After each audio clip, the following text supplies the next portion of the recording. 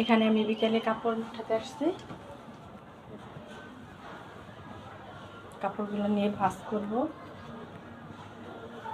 আমার মাংস কষানো হয়ে গেছে। এখন আমি পেঁপেগুলো দিয়ে দিব। পেঁপে দিয়ে একটু 5 মিনিট কষিয়ে নেব, তারপর জল দিয়ে দেব, পানি দিয়ে দেব।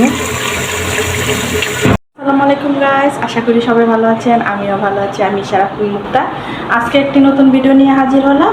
তো আমাদের সাথেই থাকুন। আজকে আমি সারাদিন কী করলাম সব কিছু এই ভিডিওতে দেখতে পারবেন। আপনাদের যদি ভিডিওটা ভালো লাগে অবশ্যই লাইক কমেন্ট শেয়ার করে দিবেন, কেমন? তো চলুন দেখি আজকে সারাদিন আমি কী করলাম। 12টা বাজে। এত রোদ আজকে, আর এত গরম, প্রচুর গরম আর প্রচুর রৌদ্র। দেখেন দেখেন এত রোদ।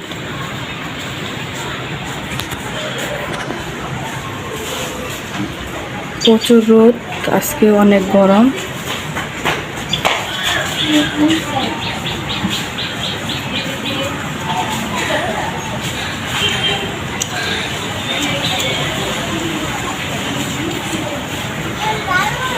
দেখেন গাছের গরমে গাছের পাতাগুলা একদম একদম যখন মরে গেছে এরকম। দেখেন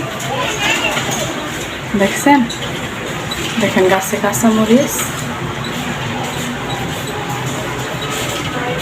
দেখেন এত গরম, গরমের জন্য পাতাগুলা যেন নাকি মরে গেছে। দেখেন প্রচুর রোদ আজকে বাহিরে।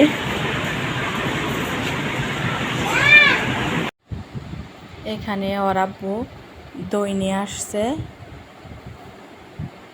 আর হুইল পাউডার আর প্যাম্পাস নিয়ে আসছে। ওর আব্বু রাত্রে বাজার নিয়ে আসছে, দেখি কি নিয়ে আসছে।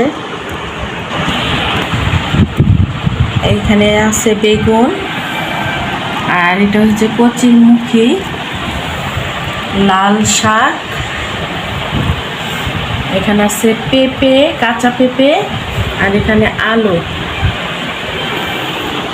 আজকে আমাদের বাজার হলো লাল শাক, কচুরমুখী, পেঁপে, আলু আর বেগুন। এখানে আমি গরুর মাংস দিয়ে পেঁপে রান্না করব। তাই এখানে পেঁপে কেটে ভালোভাবে ধুয়ে নিয়েছি। এখানে মাংস কেটে ভালোভাবে ধুয়ে নিয়েছি। এখন আমি রান্না করব। এখানে আমি আলু বেগুন কেটে নিয়েছি, চিংড়ির শুটকি দিয়ে রান্না করব।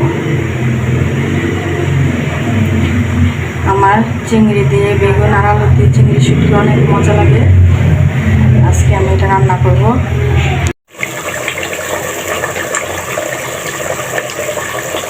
এখানে আমি তেল গরম করে পেঁয়াজ দিয়ে দিয়েছি, তারপরে আদা রসুন জিরার ফাঁকি, এলাচি দারচিনির ফাঁকি, তারপর মরিচের ফাঁকি, হলুদের ফাঁকি, সজের ফাঁকি, মরিচের ফাঁকি দিয়ে দিয়েছি। এখন আমি ভালোভাবে কষিয়ে নেব। আমি গরুর মাংস দিয়ে পেঁপে রান্না করব, তো ভালোভাবে কষিয়ে নিই, দেখতে থাকুন। এখানে আমার মশলা কষানো হয়ে গেছে। এখন আমি গরুর মাংস দিয়ে দিলাম। ভালোভাবে গরুর মাংস কষিয়ে তারপরে পেঁপে দিয়ে দিব। আমার মাংস কষানো হয়ে গেছে। এখন আমি পেঁপেগুলো দিয়ে দিব। পেঁপে দিয়ে একটু 5 মিনিট কষিয়ে নেব, তারপর জল দিয়ে দিব, পানি দিয়ে দিব। পেঁপেগুলো দিয়ে দিলাম। আমার মাংস কষানো হয়ে গেছে। এখন পানি দিয়ে দিব। এখানে আমার পাবদা দিয়ে গরুর মাংস রান্না হয়ে গেছে। এই যে দেখেন, চিংড়ির শুটকি তরকারি রান্না করব। তাই কড়াইতে তেল, তারপর রসুন বাটা, মরিচের গুঁড়ো, হলুদের গুঁড়ো, সজের গুঁড়ো দিয়ে দিছি। আমরা পেঁয়াজ খাই না শুটকিতে।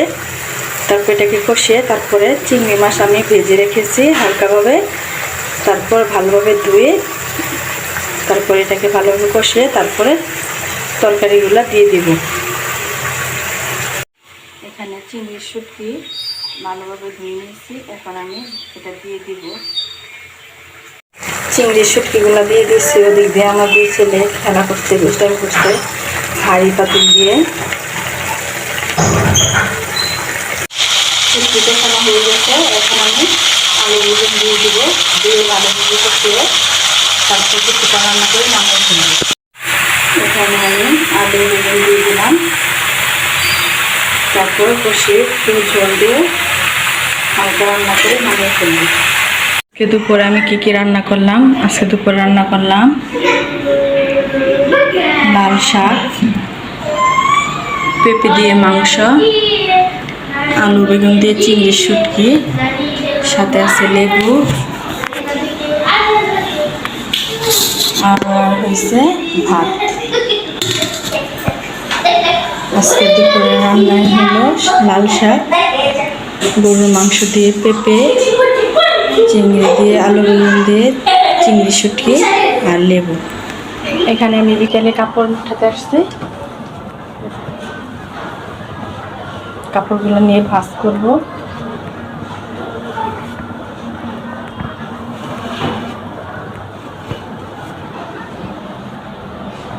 আমার ছেলে ঘুমিয়েছে। এখন বিকেল হয়ে গেছে, বিকেল 4টা বাজে।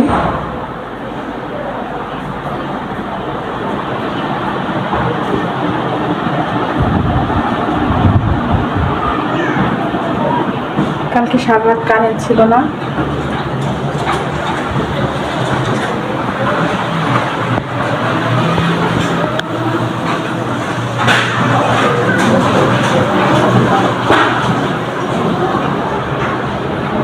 কালকে সারা রাত কারেন্ট ছিল না, তাই ঘুমাতে পারিনি। ভিডিও আমি সম্পূর্ণ দেখাতে পারিনি।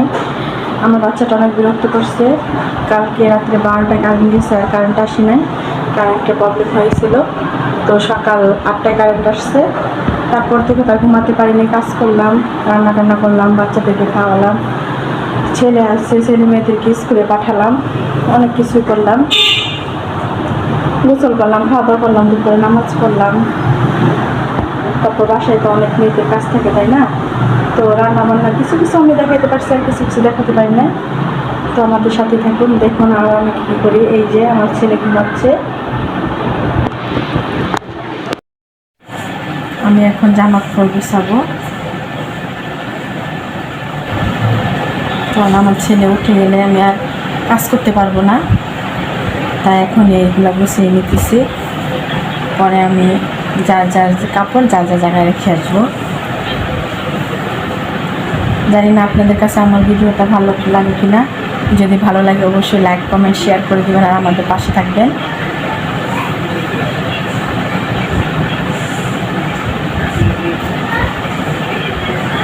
তো আমি এদিক দিয়ে কাপড় বাস করতেছি আর আপনাদের সাথে কথা বলতেছি। আমি এত গুছিয়ে কথা বলতে পারি না। আমার যদি কোনো ভুল হয়ে থাকে তবে অবশ্যই ক্ষমার চোখে দেখবেন।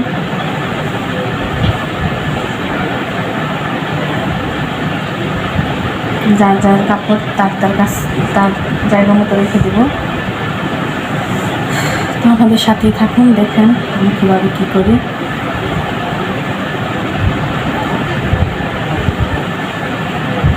এখন আমি যা জামা কাপড় যা ডয়ারে রেখে আসবো।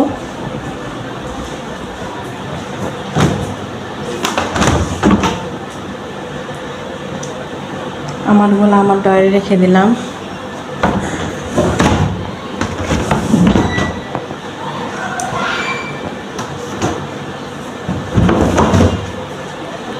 আমার ছেলে তো ঘুমাচ্ছে।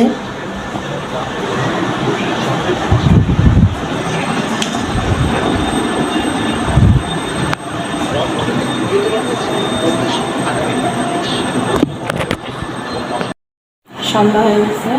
আমি এখন জামা কাপড়গুলো গুছিয়ে নিলাম। এখন ওদেরকে নাস্তা দিব। ওদের মিস আসবে পড়াতে, তো দেখি হালকা পাতলা নাস্তা দেবো ওদেরকে, তারপর পড়তে বসাবো।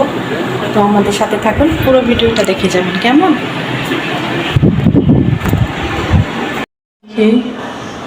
ওরা দিদি কি করতেছে।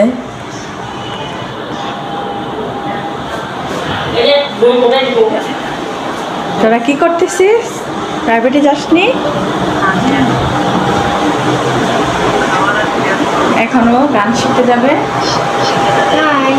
তা দেখতে আসলাম কি করে। ছেলে ঘুমাইছে, মেয়েকে কাছে রেখে আসলাম, আর এই দিদি দেখলে আসলাম ও কি করে।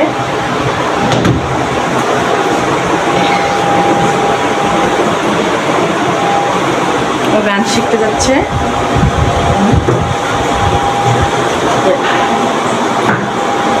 সাথে আম্মুও যাচ্ছে।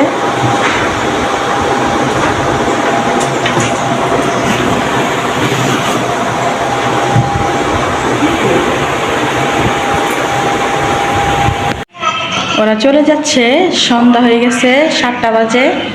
এই তো বাড়ির পাশেই, এই জন্য আর বাড়ির পাশেই দেখতে থাকেন। এই যে ওরা চলে যাচ্ছে, আমি ব্যালকনি দিয়ে ক্যামেরা ধরছি। এই তো সামনে বাড়ির কাছে, সন্ধ্যা 7টা বাজে।